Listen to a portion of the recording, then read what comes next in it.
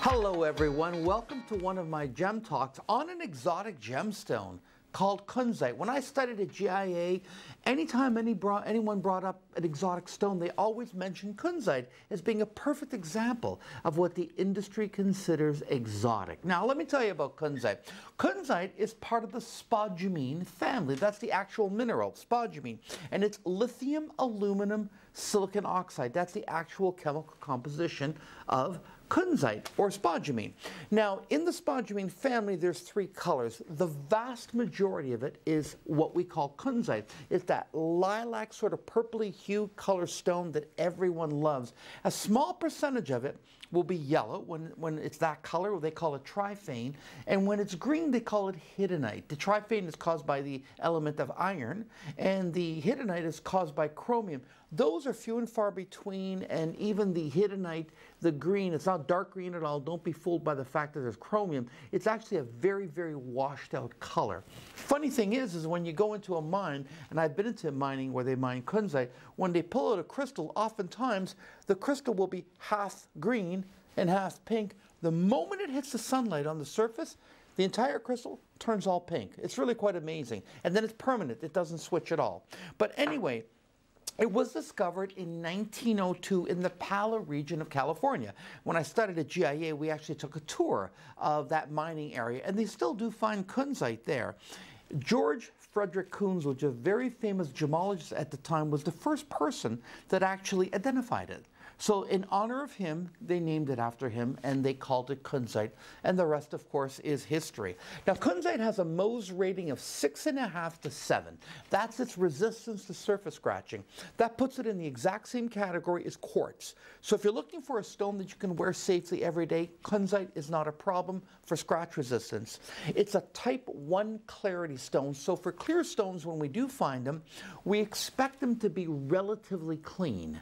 So GIA classifies it as a type 1 stone. Another example of that would be quartz or topaz, which are also stones that you can find very, very clean and naturally free of inclusions.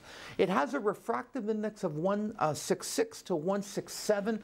Important because the higher the refractive index is, the more brilliant the stone will be.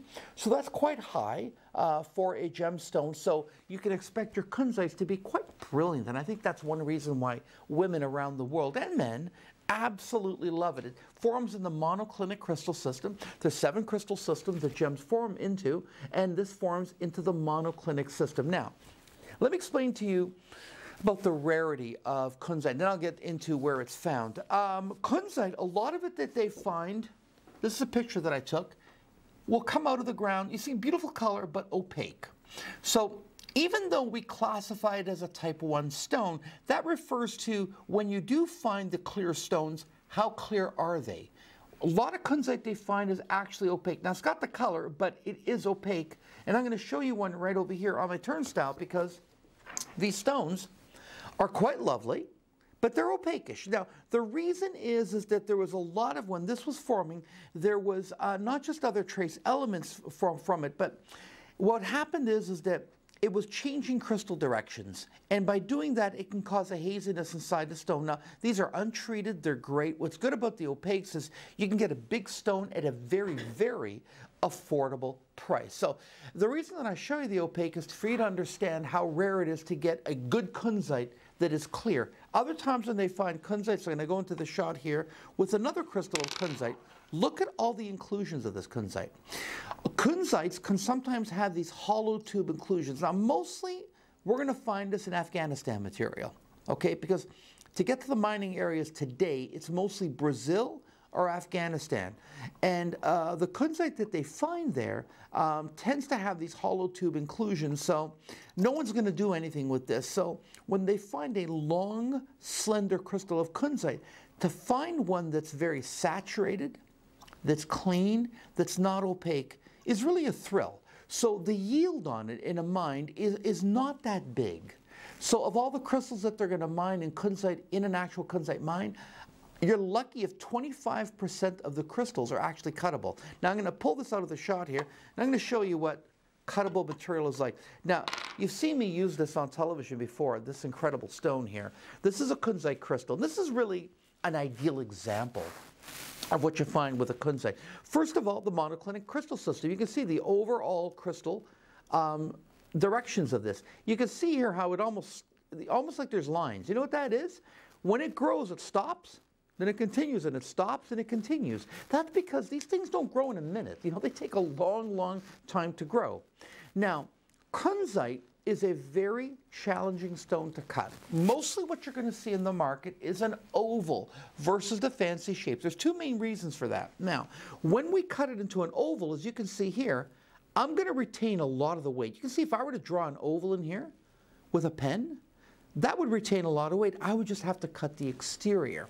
Once I start to get into fancy shapes like a marquee or a pear shape, I'm shaving away a lot of material. And this material is so expensive that you want to retain as much weight. That's why most people don't offer you anything other than oval. But at Gems on Vogue, I like to give you all the other shapes because I think it makes it much, much more exciting. Now, another important thing about Kunzite, all crystals grow in what we call the C direction. The C direction is this way. Okay, it follows gravity. So I want you to imagine that, you know, this is the base and that's the top, so it's going this way. Most stones are cut along these axis planes, X and Y, Z. That presents a lot of benefits because it's sturdier and it can survive the cutting process. Kunzite is different. All the color in Kunzite is a directional property, which means we have to cut it along the C-axis. Now, Kunzite is a durable stone for you to wear. But I want you to imagine that this plate is the cutting scave, they call it. It's almost like the old-style record players. And this is spinning around the very, very high RPM, very high. And it's made out of steel. They put machine oil on it, and they put diamond dust. So they create a sandpaper, basically. Now, what happens when you touch anything that's spinning with sandpaper or anything like that? It's going to get very, very hot. So when they're cutting a Kunzite, the reason that they like to cut them into ovals is that with a Kunzite, because you're cutting it along the C-axis, you can't let it get too hot when you're cutting it. So if you're cutting this, for example, in an oval, I'm constantly rotating the stone like this, you see? And by doing that, I'm allowing it to cool. Now imagine if I'm cutting it into an emerald cut. How do you cut an emerald cut? You have to lay it on the plate, you know, for a long period of time. What happens? Heat builds up. Heat and friction. Kunzite doesn't like heat and friction. So it can crack, not when you're wearing it. I'm not talking about when the stone is cut. When it's cut at room temperature, it's fine and sturdy, not a problem. I'm talking about the hundreds and hundreds and hundreds of degrees of friction heat that are generated during the cutting process. That's a secret of Kunzite, why only experienced cutters ever cut it. If you're a guy that's just started cutting a stone, you never begin on Kunzite. Kunzite is like doing plaster work. It's only when you're a master do you ever get to cut Kunzite. That's one thing that adds to its cost. Because remember, we can't cut it along these planes. We can only cut Kunzite directly along the C-axis. That is the most challenging direction to cut the stone. We have to cut it, yet we have to cool it down. So these experienced cutters know when they're on the plate and they're cutting it, they can sense when the stone is getting hot, they pull it away. And they have to let it cool. Then they put it back. You're saying, okay, so what's the big deal with that? When you're cutting a flat surface, if you're constantly doing this, what happens when you put it back? Not quite in the same direction. It's hard to maintain. Even though they've got a machine arm, it's really hard to maintain the consistency along a plane to make sure that in an emerald cut, both sides are exactly the same. Because people can tell the difference when it's off cut. That's why nobody does emerald cuts or asher cuts or baguette cuts in a Kunzite. We do, but we've got some really good cutters overseas that have been doing this. If you're not cutting for 10 years, you can't touch a Kunzite. So that is one of the challenges in cutting Kunzite. But when you do cut it, when you do have stones that are nice and clean and clear, oh my goodness, the stone is like nothing else you've ever seen. It's absolutely beautiful. But Kunzite comes to market now and then. It's not something that you go to a gem show and it's always there. It was like that, honestly. Back in 1998, 1999, and 2000, those 3 years, there was so much Kunzite on the market. Hasn't been that way in all those years. It's available, but you got to really look for it. Like I said, Brazil and Afghanistan is your main source of Kunzite. And if you want to see some beautiful Kunzite jewelry, you can go to our website, www.gemsonvogue.com. We have some absolutely beautiful Kunzite. In Kunzite, if you can, you always want to try to get a stone that's 7 carat or bigger. The moment it hits 7 carat, it gets quite expensive. And if you can, get a fancy shape. I love the ovals, they're gorgeous. And mostly what I sell is still oval because I have to. That's what's available. But when I do offer an emerald cut, an Asher cut, anything that's fancy, a pear shape, please get those stones. I'm lucky to have 10 to 20% of my collection in those fancy shapes. I'm one of the few people on television that actually offers fancy shapes in Kunzite. Kunzite is a beautiful stone. I'm often asked about the fading of Kunzite.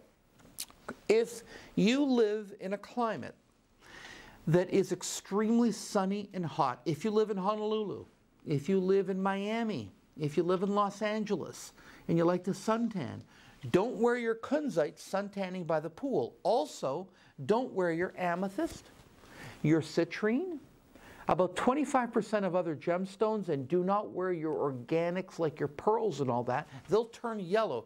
The sun has a lot of radiation. That's why if you look at the sun without sunglasses, you go blind, literally. So don't do that. So if it's powerful enough to cause blindness and to burn your skin, it's powerful enough to alter the structure of some gemstones.